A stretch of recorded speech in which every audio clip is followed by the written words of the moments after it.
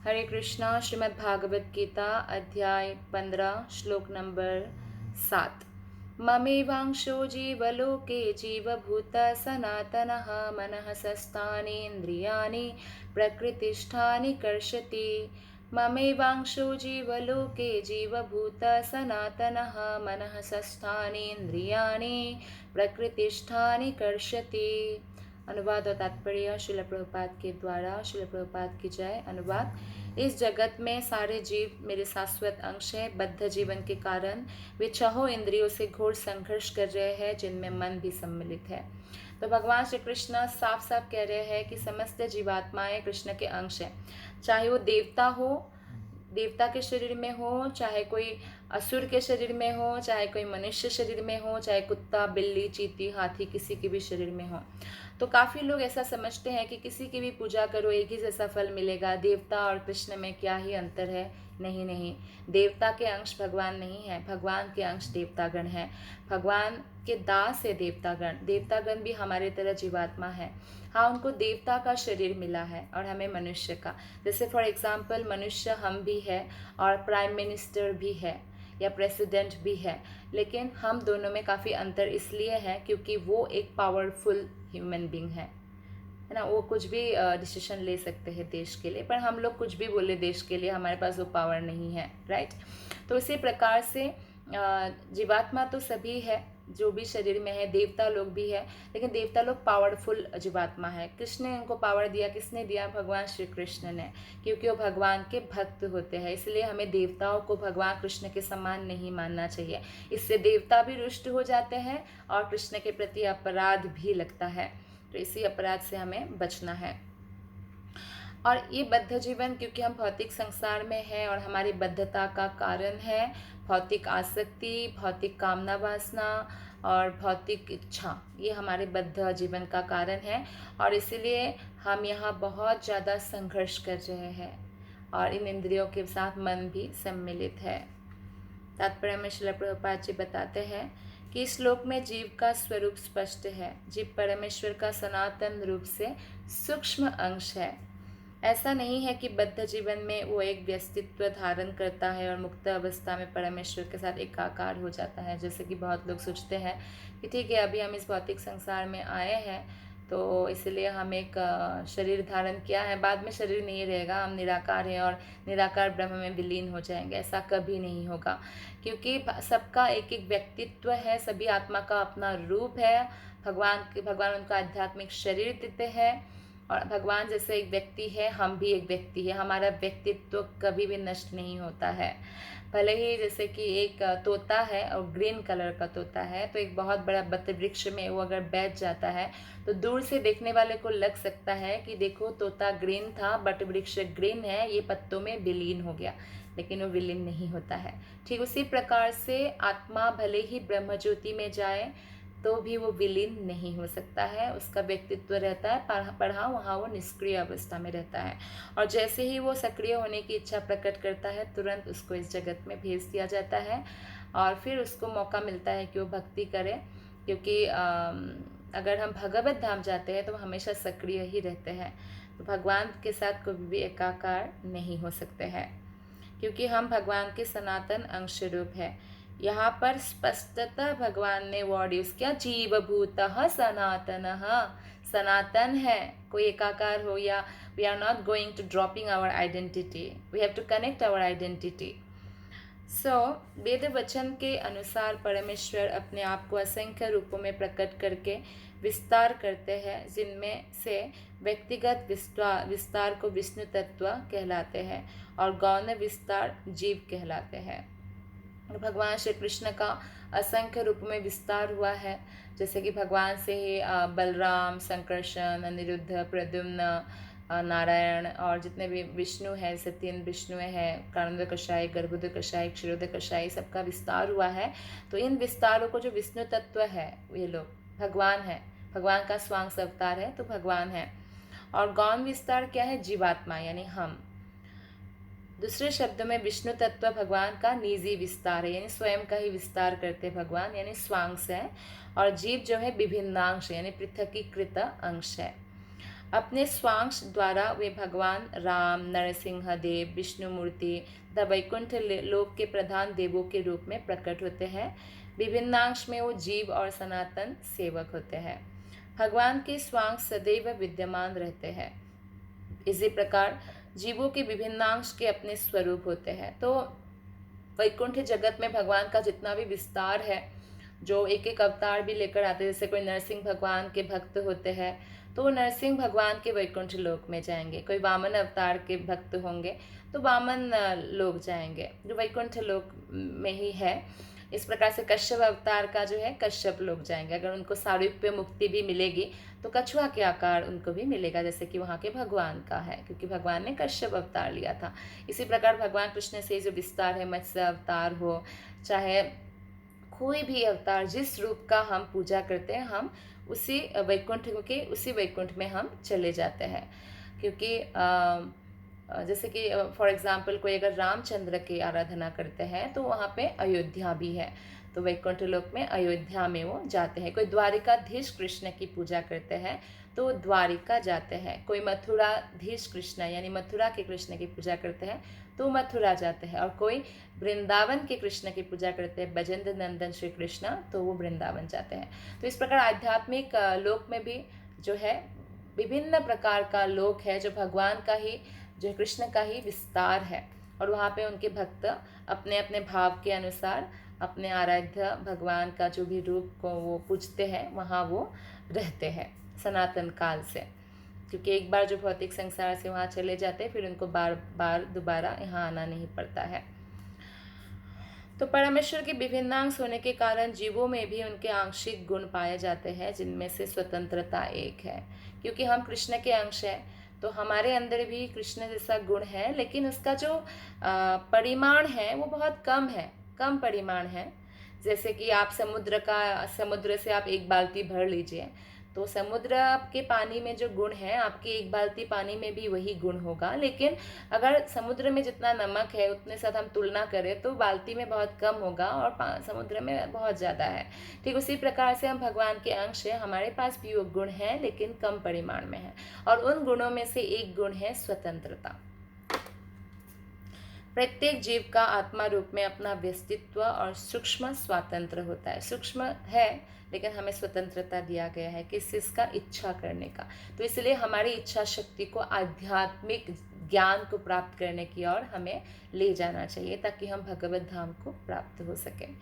इसी स्वातंत्र के दुरुपयोग से जीव बद्ध बनता है और उसके सही उपयोग से वो मुक्त बनता है। अगर हमारी जो स्वतंत्रता है इच्छा करने की, तो अगर हम इसका दुरुपयोग करके भौतिक जगत में ही रहने का जो है बहुत ज़्यादा प्लानिंग करेंगे और इच्छा करते रहते हैं, तो हम क्या होते हैं इस प्रकार से हम बंधन में पड़ जाते हैं। और अगर हम इसी इच्छा को कृष्ण की सेवा की ओर ले जाएं तो हम हमेशा के लिए मुक्त हो सकते हैं।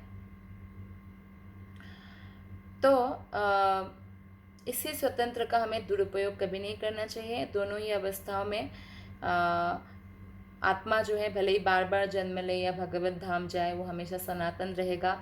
शरीर नाशवान है, आत्मा नहीं। मुक्त अवस्था में वो इस भौतिक अवस्था से मुक्त रहता है और भगवान की दिव्य सेवा में निरत रहता है। मुक्त अवस्था में बद्ध जीवन में प्रकृति के गुणों द्वारा अभिभूत होकर वो भगवान की दिव्य प्रेमा भक्ति को भूल जाता है। फलस्वरूप उसे अपनी स्थिति बनाए रखने के लिए संसार में अत्यधिक संघर्ष करना पड़ता है, तो स्ट्रगल करना पड़ता है। अगर हम भगवान के शरणागत नहीं होते तो इसी संसार में रहना पड़ेगा। जितना जन्म लेंगे उतना जन्म स्ट्रगल करते रहना पड़ेगा। न केवल मनुष्य तथा कुत्ते बिल्ली जैसे जीव, अपितु इस भौतिक जगत के बड़े बड़े नियंता जैसे ब्रह्मा है, शिव जी है तथा विष्णु तक परमेश्वर के अंश है। यानी विष्णु भी जो है वो कृष्ण का ही स्वांश है, कृष्ण का ही अंश है। ब्रह्मा भी, शिव भी। तो इसलिए ब्रह्मा शिव जैसे बड़े बड़े देवता को भी कृष्ण का समान मानना अपराध है। हमें कभी भी ऐसा अपराध नहीं करना चाहिए। फिर देवता की तो बात ही क्या है, क्योंकि सभी लोग भगवान के अंश हैं और सभी लोग भगवान कृष्ण को ही पूजते हैं। जैसे कि यहाँ तक अभी जैसे पुरुषोत्तम मंथ चल रहा है ना, तो पुरुषोत्तम महीने में खासकर ये पुरुषोत्तम योग पढ़ा जाता है जो अभी हम पढ़ रहे हैं। तो पुरुषोत्तम जो ये मंथ है, पहले वो मलमास नाम से जाना जाता था, और इस मलमास का जो अधिष्ठात्री देवी है वो बहुत दुखी रहती थी कि ये मलमास, सब लोग मलमास, मलमल मतलब स्टूल, बहुत गंदा मानते थे, तो लोग कोई ऑस्पिशियस कार्य नहीं करते हैं और ख़राब मानते इस महीने को। तो वो भगवान शंकर के पास गई और रोई, तो शंकर ने उनको वैकुंठ लेके गए। तो वैकुंठ में भी वो रो रही थी, तो भगवान विष्णु उनको गोलक वृंदावन ले गए, कृष्ण के पास ले गए, तो पूर्ण पुरुषोत्तम भगवान श्री कृष्ण के पास। तो भगवान श्री कृष्ण उनको फिर ब्लेसिंग्स देते हैं और बोलते हैं आज से ये महीना सबसे पवित्र महीना माना जाएगा और पुरुषोत्तम मंथ माना जाएगा, और इस महीने में जो थोड़ा सा भी भक्ति करेगा उसको 16,000 गुना ज़्यादा फल मिलेगा। तो इसलिए बहुत ऑस्पिशियस हो गया ये मंथ तब से। तो हम देखते हैं कि शिव जी के पास जाते हैं, फिर शिव जी भी वैकुंठ विष्णु के पास ले जाते हैं, तो विष्णु भी उनको कृष्ण के पास ले जाते हैं, राइट। तो यहाँ तक कि विष्णु, शिव, ब्रह्मा ये भी भगवान कृष्ण से ही जो है इनका भी उत्पत्ति हुआ है, कृष्ण का ही विस्तार है। तो इसलिए हमें भगवान श्री कृष्ण का ही आराधना जो है करना चाहिए अगर हम कृष्ण लोक जाना चाहते हैं। लेकिन अगर हम नहीं जाना चाहते हैं और अलग अलग जो भगवान कृष्ण का ही विस्तार है उन लोकों में जाना चाहते हैं या उनका भक्ति, तो भी ठीक है, वो भी वैकुंठ लोक में ही प्रवेश करेंगे, कोई आसान बात नहीं है। लेकिन भगवान श्री कृष्ण ही आदि विष्णु है, यानी विष्णु का भी आदि है, स्वयं भगवान है, और पूर्ण पुरुषोत्तम जो है भजन नंदन श्री कृष्ण ही है। तो कर्षति, यहाँ पे वर्ड यूज़ हुआ है ना, कर्षति, प्रकृति स्थाने कर्षति मतलब संघर्ष करना। ये बहुत सार्थक शब्द है, क्योंकि बद्ध जीव जैसे होते हैं मानो लोहो श्रृंखलाओं से बंधा हुआ हो, यानी हम लोग क्योंकि इस भौतिक जगत में आ गए हैं बंधन में, तो जैसे कि लोहे का चेन होता है ना, उसमें जैसे बंधा हुआ है, और हमारा वो लोहे का चेन क्या है, मिथ्या अहंकार। मैं शरीर हूँ, मैं बड़ा सुंदर हूँ, मैं बड़ा डिग्रीधारी हूँ, मेरा बड़ा पावरफुल पोजीशन है, मेरा बड़ा अच्छा जॉब है, मैं बहुत अमीर हूँ, ये मिथ्या अहंकार है। और इसका मन जो है वो मुख्य कारण है जो उसे इस भवसागर की ओर धकेलता रहता है। जब मन सत्वगुण में रहता है तो उनके कार्यकलाप अच्छे होते हैं, और जब रजोगुण में होता है तो मन का ही कार्यकलाप कष्टकारक होता है, और जब वो तमोगुण में होता है तो वो जीवन की निम्न योनियों में चला जाता है। तमोगुणी लोग दूसरों की हिंसा करना, ईर्ष्या करना, अहंकार करना, क्रोध करना, ये तमोगुण का लक्षण है। आलस करना, गंदगी में रहना, ये तमोगुण का लक्षण है। मन जब तमोगुण में होता है सोते ही रहना 15-15 घंटा तक भी वो लोग सो सकते हैं, लाइक दैट। रजोगुण के लोग हमेशा भौतिक चीज़ों के प्रति, भौतिक उन्नति के प्रति आसक्त होंगे। मुझे सबसे धनी बनना है, मुझे सबसे ज़्यादा नाम कमाना है, मुझे सबसे ज़्यादा मतलब भौतिक चीज़ों के प्रति, तो वो भी कष्टकारक होता है। उनको काफ़ी प्रकृति स्थानीय कर्षति स्ट्रगल करना पड़ता है, संघर्ष करना। नहीं, सत्वगुणी व्यक्ति क्या होता है, भगवान के भक्त होते हैं, उनके कार्यकलाप शास्त्रों के अनुसार होता है, वो भगवान की भक्ति में तीव्र गति से आगे बढ़ते हैं, और बाकी चीज़ों में भी जो कर्तव्य पालन है वो जेन्युइनली करते हैं, और इसका फल भगवान को अर्पण करते हैं। तो ऐसे होते हैं। तो जो तमोगुणी होते हैं ना, उनको पशुओं की योनि में चला जाना पड़ता है, पशु, पक्षी और कीड़े मकोड़े आदि। और जो रजोगुणी है उनको फिर से मनुष्य योनि मिलता है, चांस मिलता है कि आप दोबारा भक्ति कर लो, लाइक दैट। और सत्वगुणी लोगों को देवता बन जाते हैं, देवता का शरीर उनको प्राप्त होता है। तो इस श्लोक में यह स्पष्ट है कि बद्धजीव मन और इंद्रियों समेत भौतिक शरीर से आवृत है, और जब वो मुक्त हो जाता है तो यह भौतिक आवरण नष्ट हो जाता है। भौतिक आवरण क्या है, हम आत्मा है, हमारा अपना एक रूप तो है, उसके ऊपर दो और कवर है, एक तो मन बुद्धि अहंकार सूक्ष्म शरीर जिसे कहते हैं, उसके ऊपर और एक आवरण है पृथ्वी जल अग्नि वायु आकाश से बना हुआ हमारा ये स्थूल शरीर जो हम देख सकते हैं। तो ये दोनों शरीर का आवरण नष्ट होता है जब हम भगवत धाम जाने के लायक बनते हैं। तो लेकिन इसका आध्यात्मिक शरीर जो है अपने व्यष्टि रूप में प्रकट होता है, हमारा एक आध्यात्मिक शरीर है। मध्यान्दिनायन श्रुति में यह सूचना प्राप्त होता है, स वाएष ब्रह्मनिष्ठ इदं शरीरं मर्त्यमतिसृज्य ब्रह्माभिसम्पन्न ब्रह्मणा पश्यति ब्रह्मणा शृणोति ब्रह्मणैवेदं सर्वमनुभवति। यहाँ यह बताया गया है कि जब जीव अपने इस भौतिक शरीर को त्यागता है और आध्यात्मिक जगत में प्रवेश करता है तो उसे पुनः आध्यात्मिक शरीर प्राप्त होता है, जिससे वो भगवान का साक्षात्कार कर सकता है। तो भगवान कृष्ण बहुत दयालु है। तो जैसे कोई नरक जाए तो यातना शरीर प्राप्त होता है, और अगर पशु पक्षी की योनि में है, मनुष्य शरीर के अलावा अगर है, तो भोग शरीर कहा जाता है। मनुष्य शरीर को कर्म शरीर कहा गया है, इसमें जो कर्म करेंगे उसका फल आगे भुगतेंगे। देवताओं के शरीर को देव शरीर कहा गया है, जो स्वर्ग लोक में मिलता है। और भगवत धाम में वो आध्यात्मिक शरीर है, भगवत शरीर प्राप्त होता है। तो भगवान से हम जो है भगवत धाम पहुंचकर आमने सामने बोल सकते हैं, जैसे हम एक दूसरे से बात करते हैं, भगवान को समझ सकते हैं। और स्मृति में भी यही बताया गया है वेदों में कि वसंती यत्र पुरुषः सर्वे वैकुंठ मूर्तयः, वैकुंठ में सारे जीव भगवान जैसे शरीरों में रहते हैं। तो जहाँ तक शारीरिक बनावट का प्रश्न है, अंशरूप जीवों तथा विष्णु मूर्ति के विस्तारों में कोई अंतर नहीं होता है। दूसरे शब्दों में भगवान की कृपा से मुक्त होने पर जीव को आध्यात्मिक शरीर का प्राप्ति हो जाता है। ममैवांशः शब्द भी अत्यंत सार्थक है इस श्लोक में। इसका अर्थ है भगवान के अंश है। कृष्ण बोलते ममैवांश यानी मेरा अंश। तो भगवान का अंश ऐसा नहीं होता कि, तो भगवान हमें कह रहे हैं कि हम उनका ही अंश है। ममैवांशः, भगवान का अंश ऐसा नहीं होता जैसे किसी पदार्थ का टूटा हुआ खंड है, जैसे मिट्टी का टुकड़ा टूट गया ऐसा, या लकड़ी का टुकड़ा टूट गया, ऐसा नहीं होता है भगवान का अंश। हम जो भगवत गीता का 2वां अध्याय है उसमें हम देख चुके हैं कि आत्मा के खंड खंड नहीं किए जा सकते हैं। कई लोग सोचते हैं अच्छा भगवान ने बहुत सारा विस्तार कर लिया तो टुकड़ा टुकड़ा हो गया, भगवान नहीं है। ये सब एक वेग कंसेप्ट है, यानी एक झूठा मिथ्या धारणा है। कभी भी आत्मा का खंडन नहीं किया जा सकता है, और ऐसा टुकड़ा मेटेरियल टुकड़ा की तरह नहीं है हम लोग। इस खंड की कोई भौतिक दृष्टि से अनुभूति नहीं हो पाती।